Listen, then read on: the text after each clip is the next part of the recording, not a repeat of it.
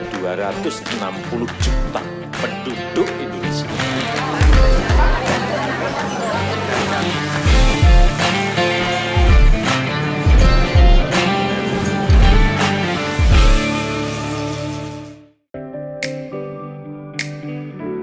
Jika berbicara mengenai tingkat kemakmuran di Timur Tengah, bukan hanya Dubai yang punya image tersebut. Qatar juga terkenal sebagai negara yang kaya raya dengan berbagai bangunan megah dan gedung pencakar langit.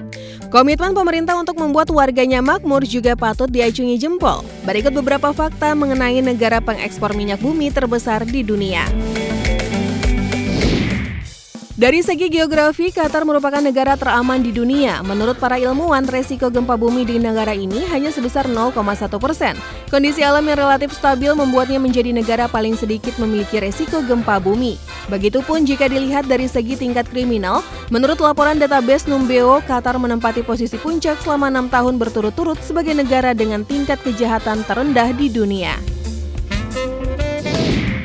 Di Qatar, cari kerja sangatlah mudah, khususnya bagi warga negaranya. Dikabarkan setiap mahasiswa yang sudah lulus di perguruan tinggi di Qatar akan mendapatkan tawaran kerja lebih dari 5 perusahaan yang ada di negara tersebut. Gaji di Qatar sangatlah menggiurkan. Untuk tingkat pekerjaan yang ada di level terbawah seperti asisten rumah tangga, gajinya bisa mencapai sampai 2 kali lipat dibanding negara lain. Hal menggiurkan lainnya adalah peraturan tentang cuti. Di Qatar, staf biasa akan mendapatkan cuti hingga 24 hari. Itu pun belum termasuk libur di hari besar seperti Idul Fitri dan Idul Adha. Bahkan saat Ramadan, para pekerja biasanya hanya akan bekerja setengah hari saja. Meskipun dikelola negara, kekayaan minyak dan gas alam yang dimiliki Qatar benar-benar kembali ke rakyatnya. Hasil bumi yang melimpah membuat warga negaranya tidak perlu membayar pajak penghasilan. Memiliki penduduk sekitar 1,7 juta jiwa, pendapatan per kapita negara ini mencapai 1,7 miliar rupiah. Mungkin banyak dari kita yang belum mengetahui, sebelum Qatar menemukan gas alam dan minyak sebagai penopang kehidupan di sana, warga Qatar banyak yang memiliki mata pencaharian sebagai penyelam pencari mutiara. Untuk mengenang masa lalu tersebut, pemerintah Qatar pun membuat pulau buatan yang berbentuk seperti untayan mutiara yang disebut The Pier. Pulau ini dibangun di atas lokasi yang dulunya merupakan tempat terkenal untuk mencari mutiara. Mayoritas penduduk yang beragama Muslim membuat Qatar dekat dengan aktivitas umroh dan haji seperti Indonesia. Namun karena Qatar bertetangga dekat dengan Arab Saudi, kegiatan haji dan umroh pun jadi lebih mudah. Bahkan jamaah Qatar disebut bisa langsung berangkat di tahun pertama mendaftar haji.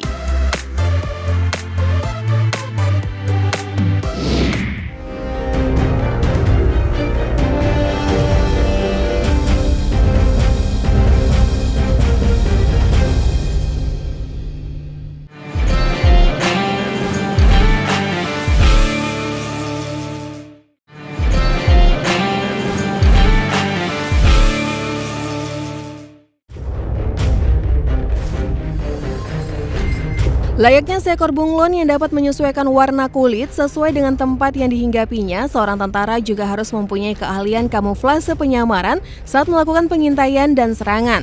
Seorang tentara dianggap sempurna jika mempunyai kemampuan tempur yang hebat dan bisa menyatu dengan alam sekitarnya tanpa diketahui oleh musuh. Begitupun juga dengan tentara Republik Indonesia yang ternyata juga memiliki teknik kamuflase penyamaran yang luar biasa. Kali ini Tova telah merangkum fakta-fakta mengenai teknik kamuflase penyamaran TNI hanya untuk Anda. Tentara Republik Indonesia selalu identik dengan seragam loreng yang selalu dikenakan kemanapun mereka bertujuan. Ternyata penggunaan seragam loreng tersebut bukan tanpa alasan. Corak loreng pada seragam militer ini merupakan bagian dari strategi perang, yaitu kamuflase. Seragam loreng ternyata mempermudah saat menghadapi medan perang, baik bertahan maupun menyerang. Upaya penyamaran ini termasuk ke dalam teknik survival yang mampu membuat anggota TNI tidak mudah untuk terdeteksi oleh musuh. Salah satu teknik kamuflase prajurit TNI yang paling terkenal adalah menyamar di dalam lebatnya hutan. Banyak video yang viral di media sosial memperlihatkan prajurit TNI yang sedang melakukan kamuflase di dalam hutan dan bersembunyi di balik rumput. Suasana yang tenang dan sepi pada awalnya memperlihatkan suasana rumput kosong yang tampak asri, dipenuhi rimbunnya pepohonan dan semak belukar. Namun ketika ada teriakan yang memerintahkan pasukan untuk keluar, tiba-tiba muncul puluhan prajurit TNI yang sudah bersiap dengan senapan lengkap. Selain seragam loreng, atribut yang tidak pernah terlewatkan saat melakukan teknik kamuflase penyamaran adalah menggunakan ghillie suit. Seragam yang sering digunakan pasukan sniper untuk menyamar itu memang sering terlihat digunakan prajurit TNI ketika sedang mendapatkan tugas untuk mengintai musuh. Jili Suit sendiri memiliki bermacam-macam warna tergantung medan yang dihadapi, seperti warna hijau tumbuhan ketika menyamar di hutan, warna coklat muda ketika menyamar di gurun atau bebatuan, dan warna putih ketika menyamar di wilayah bersalju.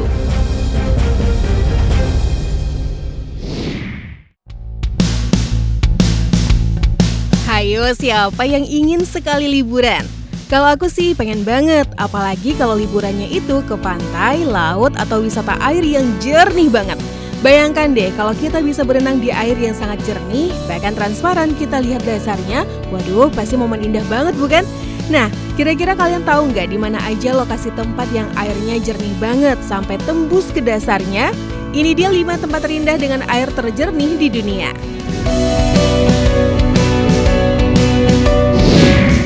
Yang pertama, Sabah, Malaysia. Terletak di Pulau Kalimantan Utara, Sabah menjadi salah satu wisata air jernih yang banyak dipilih oleh penyelam. Sabah memiliki banyak pantai yang menyuguhkan pemandangan yang sangat indah loh. Pastinya memanjakan mata banget deh. Ditambah, pantai-pantai di Sabah memiliki air jernih kebiruan dengan berhiaskan aneka ragam biota laut. Maka dari itu, Sabah dijuluki sebagai surganya para penyelam di dunia. Yang kedua, Pupu Spring, Selandia Baru. Tidak diragukan lagi, keindahan alam di Selandia Baru memang sangat menakjubkan. Pupu Spring adalah mata air tawar terbesar serta paling jernih di dunia yang ada di Australia. Bagaimana? Indah banget bukan? Kemudian ada sebuah fakta menarik juga nih, di mana suku Maori adalah penduduk asli Pulau Pupu. Suku tersebut menjadikan mata air ini sebagai sumber daya magis tinggi untuk penyembuhan. Yang ketiga, Königssee, Jerman. Banyak sekali orang-orang yang menganggap bahwa Danau Königssee ini menyimpan banyak sekali misteri. Namun hal tersebut malah memunculkan rasa penasaran dan menjadikan banyak sekali orang yang berkunjung ke danau ini. Danau Königssee sangat populer karena kejernihan airnya yang terletak di bawah kaki gunung Watzmann, Jerman. Jika kalian ke Königssee, dijamin mata kalian tidak akan pernah melupakan keindahan alamnya, yang disertai dengan air jernih berwarna hijau. Bukan hanya menyimpan keindahan alam dan kejernihan air saja, Danau Königssee memiliki keunikan yaitu suhu air tetap dingin walaupun di musim panas.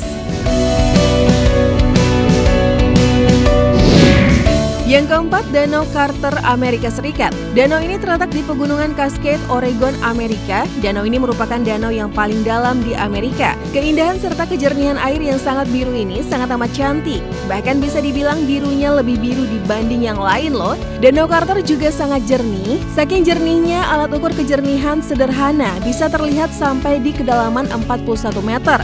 Keren banget bukan? Bukan hanya itu saja, danau ini adalah danau dengan air paling murni dan bebas polusi, dikarenakan tidak adanya air sungai yang keluar masuk ke danau ini. Yang kelima, Danau Tahoe, Amerika Serikat. Kalau tadi adalah danau terdalam di Amerika Serikat, nah Danau Tahoe ini adalah yang terdalam kedua di Amerika Serikat. Memiliki luas 665 km persegi dan terletak di antara dua negara bagian, California dan Nevada. Diperkirakan bahwa danau ini sudah ada sejak 2 juta tahun yang lalu. Setiap tahun danau ini menjadi tempat yang dibanjiri wisatawan karena keindahannya. Selain itu, danau ini juga memiliki tingkat kemurnian air 99,994%. Wow, menakjubkan bukan? Tidak diragukan lagi, jika tingkat kemurniannya saja setinggi itu, pasti kejernihan air hingga dasar akan kalian lihat di danau ini. Nah pemirsa, itulah tadi beberapa tempat terindah dengan air terjernih di dunia. Gimana? Makin kepengen liburan bukan? Tunggu apa lagi? Let's go!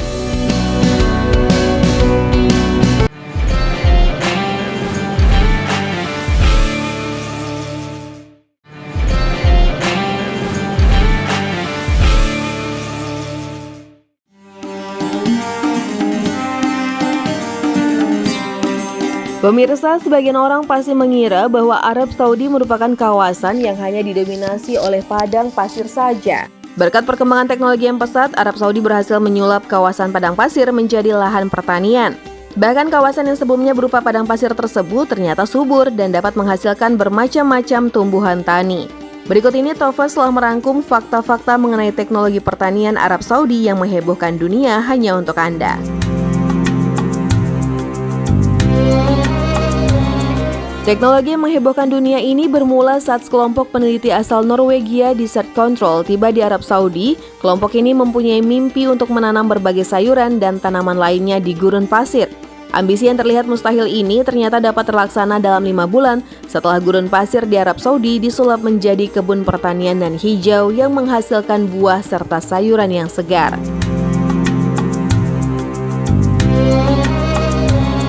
Wilayah gurun pasir yang berhasil disulap menjadi pertanian adalah Asir. Provinsi yang terletak di sebelah barat daya Arab Saudi itu memiliki luas 81.000 km persegi dan memiliki penduduk sebanyak 1.563.000 jiwa. Provinsi Asir memiliki ibu kota bernama Aba dan berbatasan langsung dengan Republik Yaman. Wilayah ini terletak di dataran tinggi sehingga menerima curah hujan lebih banyak dari daerah lainnya di Arab Saudi. Wilayah Asir terletak di ketinggian 3.000 meter dari permukaan laut.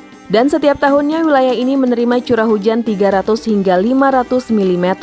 Suhu di kawasan Asir pun sangat ekstrim, di siang hari dapat mencapai lebih dari 30 derajat Celcius, namun di pagi hari suhu dapat turun drastis ke titik beku. Berkat kemajuan teknologi yang menyulap gurun menjadi wilayah pertanian, akhirnya di kawasan ini pun banyak tinggal para petani yang menanam gandum, sayur, buah-buahan, dan hasil produksi komoditas pertanian. Hasil pertanian tersebut pun semakin meningkat akibat dari sistem irigasi modern saat ini yang diterapkan di wilayah tersebut. Jika sebelumnya Arab Saudi terkenal dengan hasil komoditas kurmanya, sekarang komoditas pertanian yang dihasilkan menjadi lebih beragam.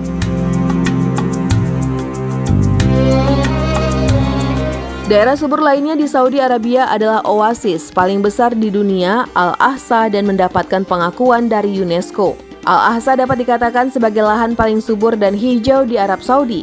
Di kawasan ini tumbuh dengan subur 2,5 juta pohon kurma dengan kualitas terbaik. Selain itu juga ditumbuhi beragam sayuran, buah, dan dapat ditumbuhi padi.